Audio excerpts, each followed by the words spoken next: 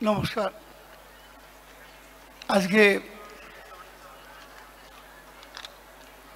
Career planner এডুফেয়ার, যেটা আমাদের দীপক সিনহা রায় দীর্ঘদিন ধরে পরিচালনা করছেন, এবং অরূপ যেটা বলে গেল যে সবাই সামনে থাকেন, উনি সবার পেছনে থাকেন, খুঁজে পাওয়া যায় না, কিন্তু এই সমস্ত অর্গানাইজেশনটা উনি করেন। তাই সবচেয়ে আগে ওনাকে জানাচ্ছি আন্তরিক শুভেচ্ছা, অভিনন্দন। মঞ্চে রয়েছেন আমাদের কলকাতা শহরের মহানাগরিক ফিরহাদ হাকিম শ্রী। ওকে উনি আবার বলেন বাংলায় বললে শ্রী বলতে হবে, ইংরেজিতে বললে মিস্টার বলতে হবে, আর উর্দুতে বললে জনাব বলতে হবে, তাই তো ভাবি?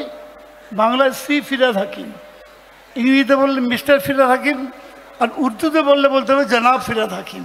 তা আমি বললাম শ্রী ফিরহাদ হাকিম। উনি মন্ত্রীও বটে আমাদের সঙ্গে।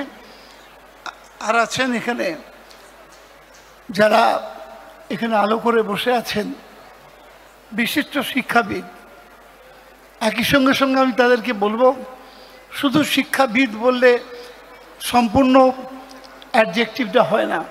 শিক্ষাবিদ এবং একই সঙ্গে অসাধারণ উদ্যোগী মানুষ, যারা এই পশ্চিম বাংলায় বোধহয় মোট 13টা প্রাইভেট ইউনিভার্সিটি আছে, ঠিক বললাম কি? 13টা প্রাইভেট ইউনিভার্সিটি আছে, এবং মোট ইউনিভার্সিটির সংখ্যা আমাদের রাজ্যে এখন 42টা। একটু আগে অরূপ বলছিল, আমি দীর্ঘ রিপিট করবো না, এটা ঠিকই যে আমরা যখন আসি, মমতা বন্দ্যোপাধ্যায় যখন ক্ষমতায় আসেন, তখন আমাদের রাজ্যে বিশ্ববিদ্যালয় ছিল 11টা। এই যে দরজা খুলে দেওয়া, এই যে অনেক মানুষকে পড়বার সুযোগ করে দেওয়া। একটু আগে আমাদের এখানে যারা রয়েছেন very important personality, Taranjit Singh আছেন, সত্যম রায়চৌধুরী আছেন, মানসী রায়চৌধুরী আছেন, প্রফেসর সুমিত রায় আছেন, পি.কে. আগরওয়াল আছেন, অনিশ মুখার্জি আছেন, অনন্যা ব্যানার্জি আছেন, আরও সকলেই আছেন আপনারা। এরা প্রত্যেকটি মানুষ কমিটেড যে আমাদের এই রাজ্যের, একটু আগে বলছিলেন অনিশ বোধহয়, যে দক্ষিণ ভারতে আর যাবার কোনো প্রয়োজন নেই, একটা সময় ছিল, এই কথা ঠিক। কিন্তু আজকে সমস্ত সুযোগ সুবিধা এবং সমস্ত ধরনের স্ট্রিম যা সাউথ ইস্ট ওয়েস্টে পড়ানো হয়, সাউথে পড়ানো হয়, তার সমস্ত স্ট্রিম, সমস্ত ডিসিপ্লিন আপনি আমাদের রাজ্যেই সুযোগ পাবেন। আজকে এখানে যে এডুফেয়ার বা কেরিয়ার গঠন করার জন্য যে ফেয়ার করা হয়েছে, তারা আছেন 150টার বেশি সারা ভারতবর্ষ থেকে কলেজ এবং বিশ্ববিদ্যালয় এই ফেয়ারে অংশগ্রহণ করছেন। আমি জানি না ইস্টার্ন ইন্ডিয়া কিনা, ভারতবর্ষের আর কোনো রাজ্যে এই মাপের এডুকেশন ফেয়ার হয় বলে আমার অন্তত জানা নেই, হতে পারে হয়তো আছে, কিন্তু এর সবটাই একটা জমি দরকার। আমি কৃষিমন্ত্রী, জমি ভালো না হলে চাষ ভালো হয় না। অতএব আগে হেলথ অফ দ্য সয়েল আমাদের দেখতে হয়। আমার ডিপার্টমেন্টের আন্ডারে দুটো বিশ্ববিদ্যালয় আছে, একটা ইউবিকেভি, একটা বিসিকেভি। সেখান থেকে অসংখ্য ছাত্র বেরোচ্ছে প্রতি বছর, এবং তারা এই মুহূর্তে বলতে পারি ভারতবর্ষে সবথেকে বেশি ইউবিকেভি এবং বিসিকেভির ছাত্ররাই বিভিন্ন ইনস্টিটিউটে আজকে পড়াচ্ছে, এবং সেখানকার রিসার্চার আমাদের ইউনিভার্সিটি থেকে বেরিয়েছে, বেঙ্গল থেকে বেরিয়েছে। অতএব বাংলা একটা সময় নেতৃত্ব করেছে দেশকে, তার কালচার দিয়ে, সংস্কৃতি দিয়ে, শিক্ষা দিয়ে, সমস্ত কিছু দিয়ে, কি বলে আধ্যাত্মবাদ দিয়ে, ঐশ্বর্য দিয়ে, সব কিছু দিয়ে একদিন নেতৃত্ব করেছে। আজকেও এই বাংলায় সব ধরনের পড়াশোনা করার সুযোগ আছে। কিন্তু একটা কথা আমি আপনাদের বলবো, এখানে অনেক গার্জেনও আছেন, ছাত্ররাও আছেন। কোনো ছাত্র যদি পড়তে চান যে আমি আর্টস পড়বো, আর তার বাবা মা যদি ইচ্ছা প্রকাশ করেন না আমার ছেলে ডাক্তার হবে, তাহলে কিন্তু একটু সমস্যা তৈরি হবে। ছেলেটি যা পড়তে চায় তাকে সেই সুযোগ করে দিন, সেখানেই দেখবেন সে বড় হয়ে যাবে, সেখান থেকে সে জীবনে প্রতিষ্ঠিত হয়ে যাবে। এটা আমি আমাদের প্রত্যেকেই সেভাবে মেনে চলি, এবং আশা করি যে সেখান থেকেই তারা এক জায়গায় গিয়ে প্রতিষ্ঠিত হতে পারবে। কিন্তু কোনটা, কতগুলো জায়গা খোলা আছে, কি পড়ার সুযোগ আছে, এইটা সব ছাত্রের জানা নেই। আমার সামনে যে বসে আছেন, যাদের জন্য এই ফেয়ার, তারা সবাই হয়তো জানেন না কি কি রাস্তা খোলা আছে, কোন রাস্তায় গেলে তারা পৌঁছে যাবে।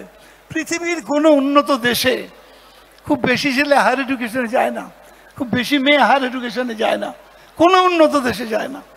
এখনও প্রবণতা আছে আমাদের দেশে যে আমরা MA পাস করব, আমরা রাজনীতি করি, আমাদের কাছে বহু মানুষ আসেন চাকরি দিতে। আমি দেখেছি চাকরি করতে এসছেন MA পাস, বললেন যা দেবেন তাই করব, দরকার কি।